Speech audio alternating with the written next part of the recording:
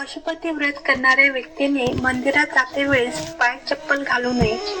पशुपती व्रत नवरा बायको जोडीने करत असतील तर मंदिरात जाते वेळेस पूजेचे ताट दोघांचे वेगवेगळे असायला पाहिजे.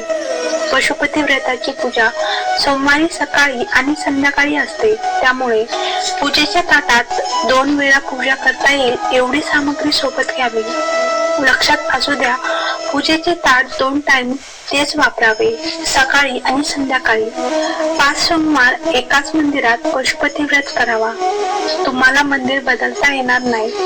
जर तुम्ही किरायाने राहत असाल तर पशुपती व्रत सुरू असताना तुम्ही दुसरीकडे रूम बदलू शकत नाही.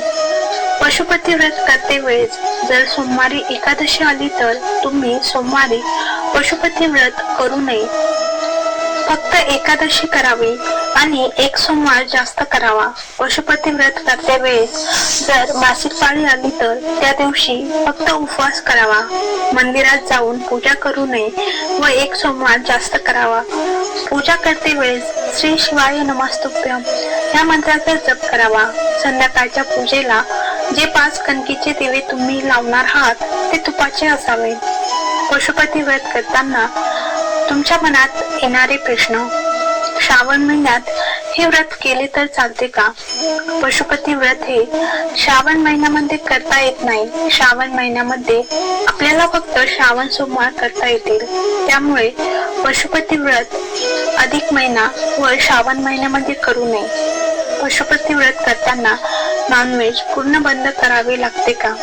पशुपती व्रत करते वेळेस तुम्हाला संपूर्णपणे नॉनव्हेज बंद करावे लागते. पशुपती व्रत सुरू केल्यापासून ते उद्यापन होईपर्यंत तुम्हाला नॉनव्हेज खाता येणार नाही व आपल्या घरामध्ये पण नॉनव्हेज बनवता येणार नाही. जसे आपण श्रावण महिन्यामध्ये आपल्या घरामध्ये नॉनव्हेज बनवत नाही, तसेच पशुपती व्रत सुरू केल्यानंतरही उद्यापन होईपर्यंत नॉनव्हेज खाण्यास व घरामध्ये बनवण्यास टाळावे. पूजा करताना कोणत्या दिशेने चेहरा करून बसावे? पशुपती व्रत करताना किंवा महादेवाच्या मंदिरात आपण रोज पूजा करत असाल तर ज्यावेळेस आपण शिवलिंगावर जल अर्पण करत असाल त्यावेळी आपला चेहरा हा उत्तरेकडे असायला हवा. म्हणजेच आपल्याला दक्षिणेच्या बाजूने बसावे लागेल. म्हणजे आपला चेहरा हा उत्तरेकडे असेल व शिवलिंगावर पाणी अर्पण करावे लागेल व त्यानंतर तुम्ही पश्चिमेला किंवा पूर्वेला बसून उर्वरित पूजा केली तरी चालेल. कारण पशुपती व्रत हा आपण आपली इच्छा व आकांक्षा पूर्ण होण्यासाठी महादेवाकडे मागणी करत असतो. त्यामुळे पूजा तुम्ही कुठेही बसून करू शकता, परंतु पाणी अर्पण करताना दक्षिणेकडे बसून आपले मुख उत्तरेकडे असणे गरजेचे आहे.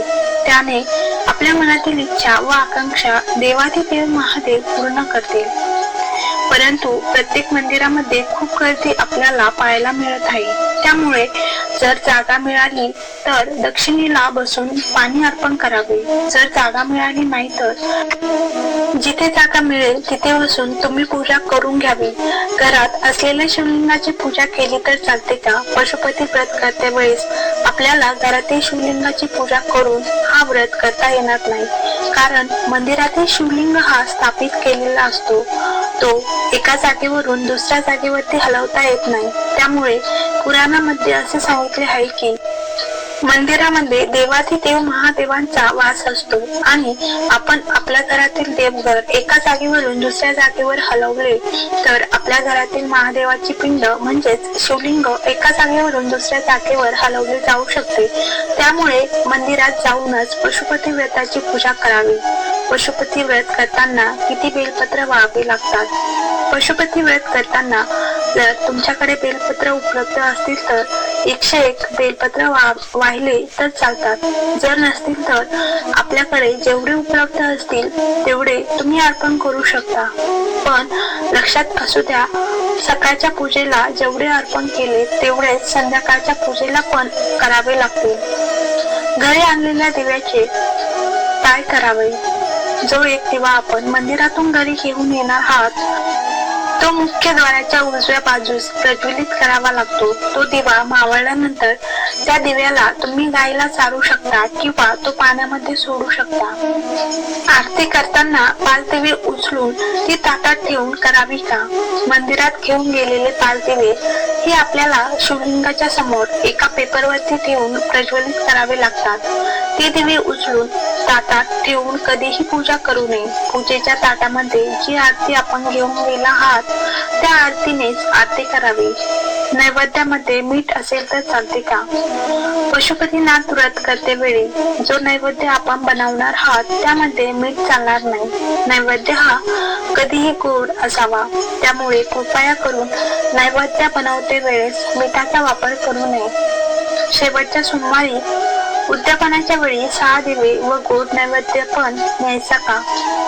पशुपती व्रत उद्यापन करताना शेवटच्या सोमवारी आपल्याला 6 दिवे आणि नैवेद्य घेऊन जावा लागेल.